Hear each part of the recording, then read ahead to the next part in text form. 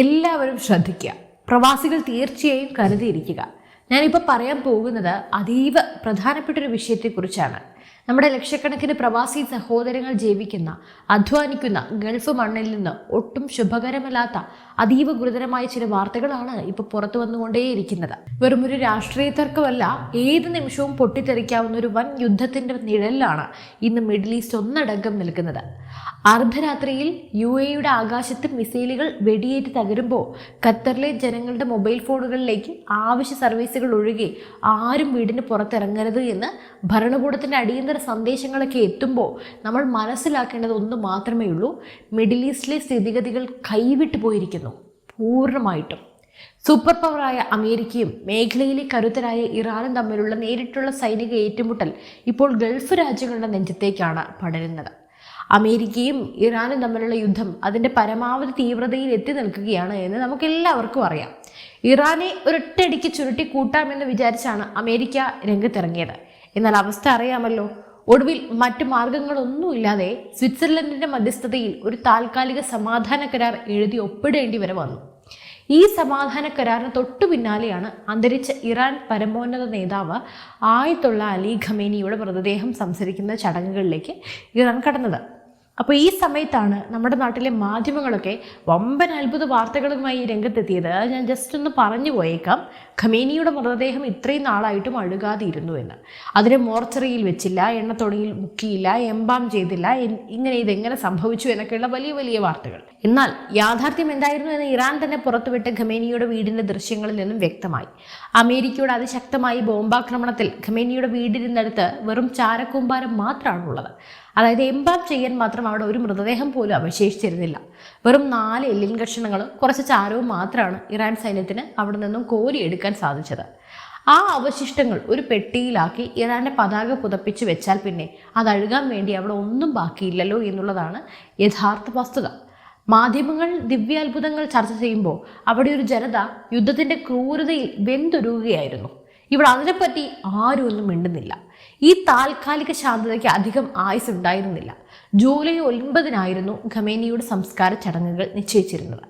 എന്നാൽ അതിന് തൊട്ടു മുമ്പ് തന്നെ മേഖല വീണ്ടും യുദ്ധക്കളമായി മാറി. അതിന് കാരണം ഇറാന്റെ പക്കലുള്ള ഏറ്റവും വലിയ തുറപ്പുചീട്ടായ ഹോർമൂസ് കടലിടുക്കാണ്.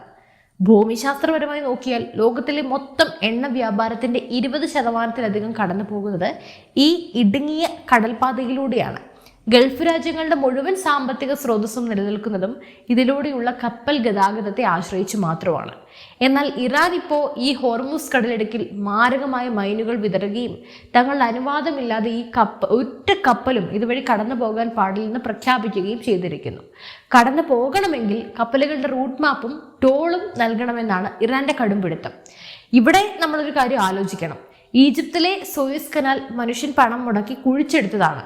അതുകൊണ്ട് അവർ പണം വാങ്ങുന്നത് ന്യായമായിട്ടുള്ളൊരു കാര്യമാണ്. അമേരിക്ക നിർമ്മിച്ച പനാമ കനാലിന്റെ കാര്യവും അതുപോലെ തന്നെയാണ്. എന്നാൽ ഹോർമൂസ് കടലിടുക്ക് പ്രകൃതിദത്തമായി ഉണ്ടായ ഒന്നാണ്. അതിൽ ആധിപത്യം സ്ഥാപിച്ച് സമാധാനപരമായി കടന്നുപോയ ഖത്തറിന്റെ അടക്കമുള്ള വാണിജ്യ കപ്പലുകളെ ഇറാൻ ആക്രമിക്കാൻ തുടങ്ങിയതോടെയാണ് അമേരിക്കൻ പ്രസിഡന്റ് ഡൊണാൾഡ് ട്രംപിന്റെ നിയന്ത്രണം പൂർണ്ണമായും നഷ്ടപ്പെട്ടതും അമേരിക്ക തിരിച്ചടി ആരംഭിച്ചതും. അതേസമയം തന്നെ ട്രംപിന്റെ ഭാഗത്ത് പ്രകോപനകരമായിട്ടുള്ള ചില കാര്യങ്ങൾ ഉണ്ടായി. എന്തായാലും ഈ പ്രകോപനത്തിന് അമേരിക്ക നൽകിയ മറുപടി അതിരൂക്ഷമായിരുന്നു. ഒരൊറ്റ രാത്രി കൊണ്ട് ഇറാന് 80 തന്ത്രപ്രധാന സൈനിക കേന്ദ്രങ്ങളിലാണ് അമേരിക്ക ബോംബർ വിമാനങ്ങൾ ബോംബുകളൊക്കെ വർഷിച്ചത്. എന്നാൽ ഇതിന് പ്രതികാരമായി ഇറാൻ പോയി കൊള്ളുന്നത് എങ്ങോട്ടേക്കാണെന്ന് അറിയാമോ? ഗൾഫ് രാജ്യങ്ങളുടെ നെഞ്ചത്തേക്കാണ്. അമേരിക്കയെ നേരിട്ട് തകർക്കാൻ ശേഷിയില്ലാത്ത ഇറാൻ മേഖലയിലെ അമേരിക്കൻ സൈനിക താവളങ്ങളെ ലക്ഷ്യമിട്ട് മിസൈൽ, ഡ്രോൺ ആക്രമണങ്ങൾക്ക് അഴിച്ചുവിട്ടു. Qatar, UAE, Bahrain, Kuwait, Jordan തുടങ്ങിയ രാജ്യങ്ങളിലെല്ലാം ഇറാനിയൻ മിസൈലുകൾ പതിച്ചു. വഴിയിൽ കൂടെ നടന്നുപോയ ജോർദാനിലെ അമേരിക്കൻ വ്യോമത്താവളങ്ങൾക്ക് നേരെയുണ്ടായ ആക്രമണങ്ങൾ ഇതിന്റെ വ്യാപ്തി വർദ്ധിപ്പിക്കുന്നുണ്ട്.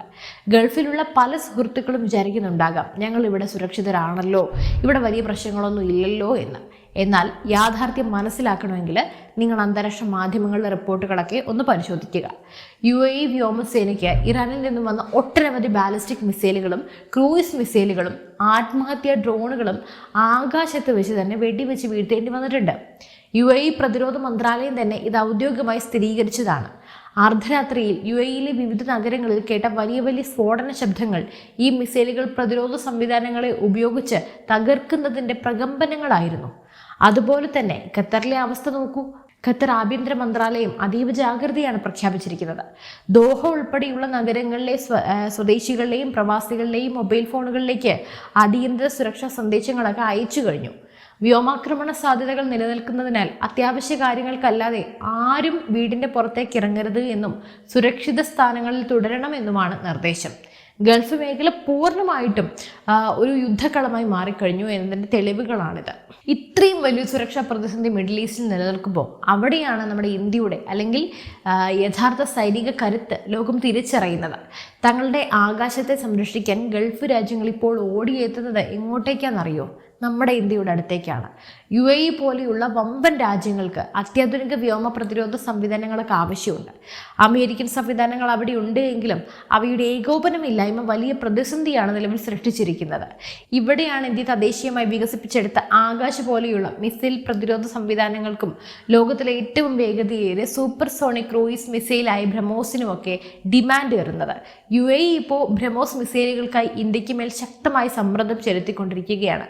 പണ്ട് നമ്മൾ അറിയാതെ ഒരു ബ്രഹ്മോസ് മിസൈൽ പാകിസ്ഥാനിലേക്ക് പോയപ്പോൾ വെറും ഒരു 10 മിനിറ്റ് കൊണ്ട് അവിടെ ഡെലിവറി ആയതും പാകിസ്ഥാൻ പ്രതിരോധ സംവിധാനങ്ങൾക്ക് അത് കണ്ടെത്താൻ പോലും കഴിയാതെ ഞെട്ടിത്തരിച്ചിരുന്നതും ലോകം കണ്ടതാണല്ലോ. അപ്പോൾ ആ കപ്പാസിറ്റി കണ്ടിട്ടാണ് ഇന്ന് UAE ഇന്ത്യയുടെ ബ്രഹ്മോസ് ആവശ്യപ്പെടുന്നത്.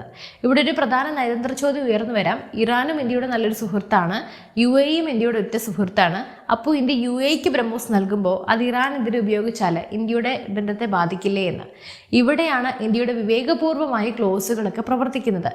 ഏതൊരു രാജ്യത്തിനും ഇത്തരം മാരകായുധങ്ങൾ നൽകുമ്പോൾ ഇന്ത്യ കൃത്യമായ വ്യവസ്ഥകളൊക്കെ വെക്കാറുണ്ട്. ഈ ആയുധങ്ങൾ ഏതെങ്കിലും രാജ്യത്തെ ആക്രമിക്കാൻ ഉപയോഗിക്കരുത് എന്നും സ്വന്തം രാജ്യത്തിന്റെ പരമാധികാരവും അഖണ്ഡതയും സംരക്ഷിക്കാൻ മാത്രമുള്ള പ്രതിരോധ ആവശ്യങ്ങൾക്ക് മാത്രമേ ഉപയോഗിക്കാവൂ എന്നുമുള്ള കർശനമായ കരാറുകളോടെയാണ് ഇന്ത്യ ഇവിടെ നിന്നും ആയുധം കൈമാറുന്നത്. അതുകൊണ്ട് തന്നെ ഇന്ത്യയുടെ നയതന്ത്ര സുരക്ഷയ്ക്ക് ഇവിടെ ഒരു കോട്ടവും തട്ടുന്നില്ല. മിഡിൽ ഈസ്റ്റിൽ യുദ്ധമുണ്ടാകുമ്പോൾ ഇന്ത്യയെ ബാധിക്കുന്ന ഏറ്റവും വലിയ ഘടകം എണ്ണവിലയും ഊർജ്ജ പ്രതിസന്ധിയുമാണ്.